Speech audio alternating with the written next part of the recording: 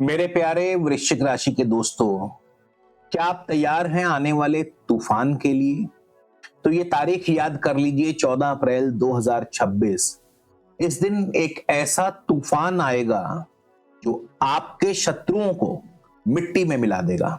जी हाँ, इस दिन से ग्रहों के राजा सूर्य देव आपके छठे भाव में पधार रहे हैं पूरे 1 साल के बाद और 1 महीने के लिए, यानी ये 30 दिन आपके जीवन का सुनहरा दौर होंगे।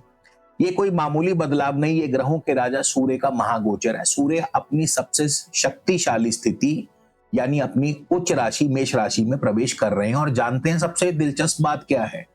ये गोचर अगले 1 महीने के लिए आपको 5 बड़े फायदे दिलवाने वाला है।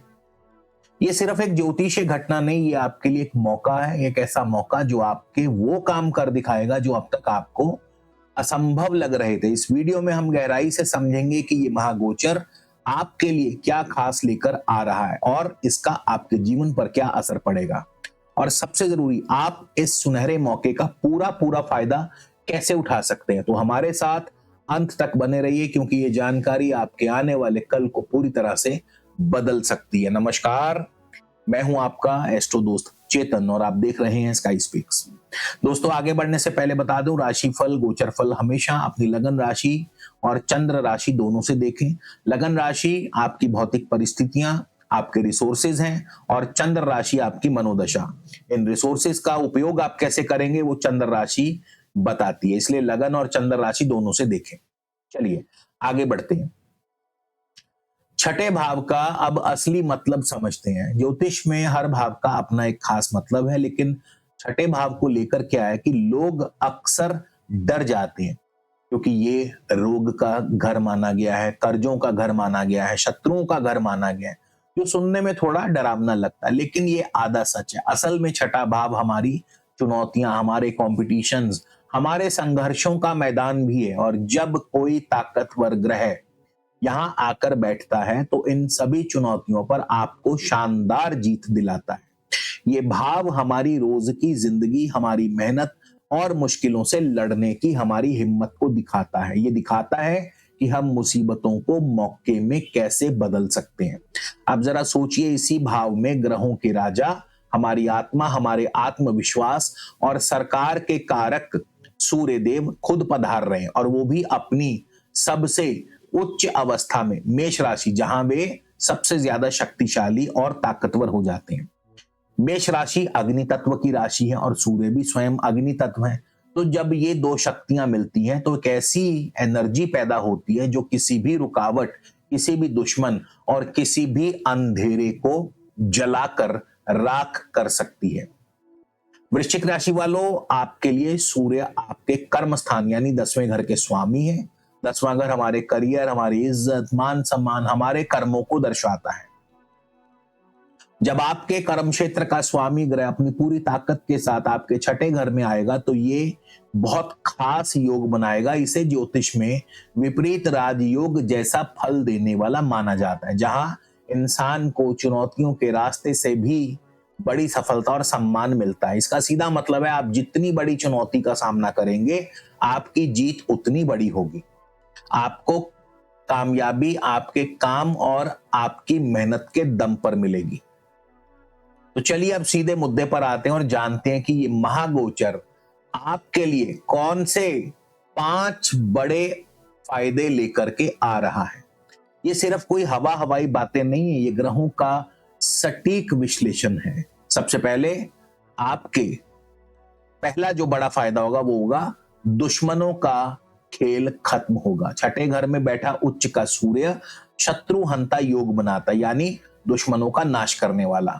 आपके ऑफिस में जो लोग आपके खिलाफ थे, जो आपकी तरक्की में रोड़ा बन रहे थे, वे या तो खुद हार मान लेंगे या आपकी ही तरफ हो जाएंगे।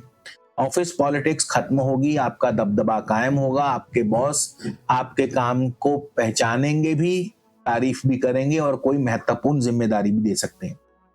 और जो लोग सरकारी नौकरी या किसी बड़े कंपटीशन की तैयारी कर रहे हैं, उनके लिए इस समय किसी वरदान जैसा है। परीक्षाओं में सफलता मिलने के बहुत मजबूत संभावना है। अगर आप नौकरी बदलने की सोच रहे हैं तो इस दौरान आपको उम्मीद से कहीं बेहतर मौका मिल सकता है। ये गोचर साफ तौर पर आपके करियर को नई ऊंचाई पर ले जाने का इशारा कर रहा है। उसके बाद दूसरा सबसे बड़ा फायदा है कर्ज से मुक्ति। छठा भाव कर्ज को दर्शाता है। सूर्य की जबरदस्त ऊर्जा पुराने और अटके हुए कर्जों को चुकाने में मदद करेगी। आपको पैसा कमाने के कुछ ऐसे नए रास्ते मिल सकते हैं जिनके बारे में आपने सोचा भी नहीं होगा। अगर आपका पैसा कहीं फंसा हुआ है तो उसके वापस आने के योग बनेंगे। ये गोचर खासकर उन लोगों के लिए बहुत फायदेमंद है जो सर्विस सेक्टर से जुड़े हैं, जैसे डॉक्टर, वकील, कंसल्टेंट या किसी भी प्रकार की सेवा कार्यों से जुड़े हैं। आपके काम की क्वालिटी बेहतर होगी जिससे आपकी आमदनी में सीधी बढ़ोतरी होगी। कुछ लोगों को पुश्तैनी जायदाद से जुड़े मामलों में फायदा होगा।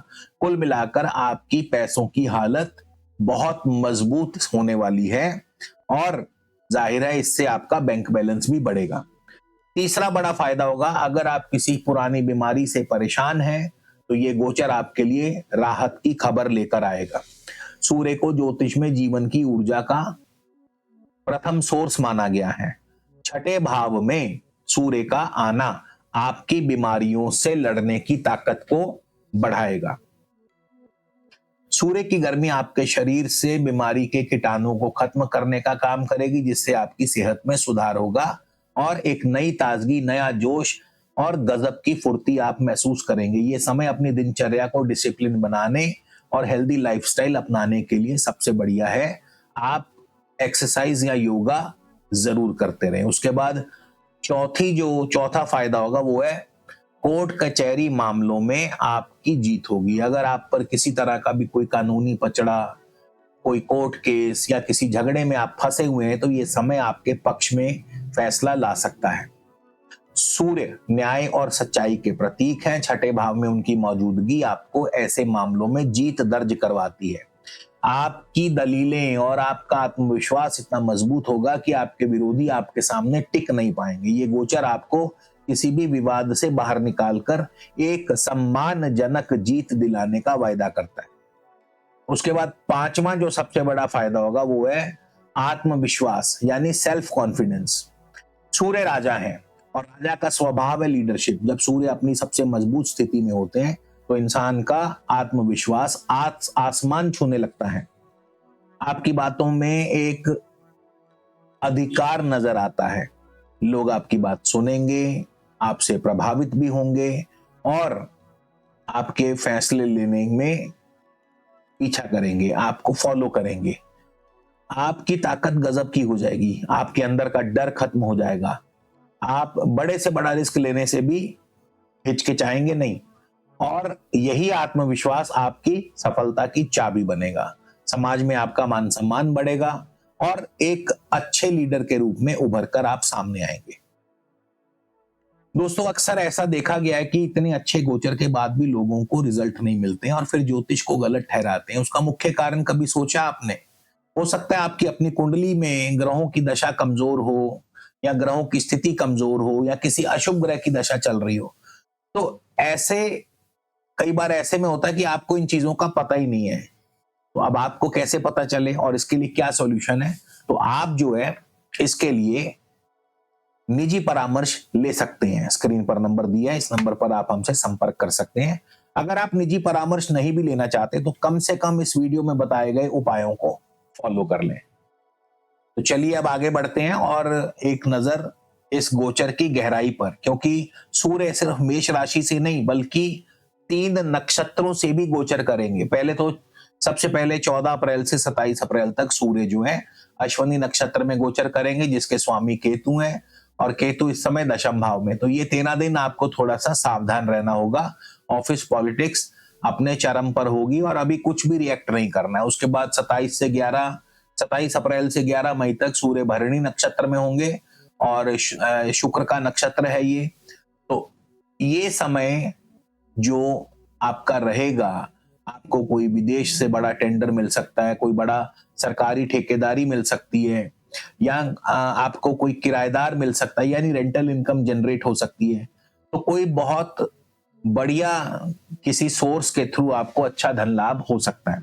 उसके बाद 11 मई से आगे सूर्य जो है अपने नक्षत्र में होंगे, कृतिका नक्षत्र में। तो सूर्य यहाँ पर एब्सोल्यूट पावर में होंगे और क्योंककि सूर्य दशम भाव के स्वामी है, तो दशम भाव का फल जैसे प्रमोशन, इंक्रीमेंट या कोई रिवॉर्ड मिलना, तो ये जो समय होगा इन इस तरह की चीजें आपके साथ होंगी। अब इस गोचर के दौरान कुछ छोटी छोटी चीजें जिनका आपको ध्यान रखना है, जैसे आपके छठे भाव में बैठा सूर्य कभी कभी बहुत ज्यादा ईगो दे देता है। आपको अहंकार से बचना है, ईगो से बचना है, क्योंकि अगर आप ईगो में आ जाते हैं तो फिर आपके अपने ही सहकर्मियों से मतभेद पैदा होंगे और जिससे आपके कार्य क्षेत्र में आपकी इमेज खराब हो सकती है। तो इन चीजों का आपको ध्यान रखना होगा। किसी से भी फालतू बहस ना करें और अपने काम से काम रखें। अब इस गोचर से अधिक शुभ फल कैसे लिए जा सकते हैं, उसके लिए आप सबसे पहले तो अपने सूर्य को बलवान करें, माणिक धारण करें। सूर्य को बलवान करने के लिए माणिक पहन सकते हैं। रोज सुबह उठकर तांबे के लोटे में सूर्य देव को जल यानी अर्घ प्रदान करें। ओम घृणी सूर्याय नमः इस मंत्र का जाप करते हुए आदित्य हृदय स्तोत्र का पाठ करें। मंगल शनि के दुष्प्रभाव से बचने के लिए आप रोजाना हनुमान चालीसा का पाठ भी कर सकते हैं।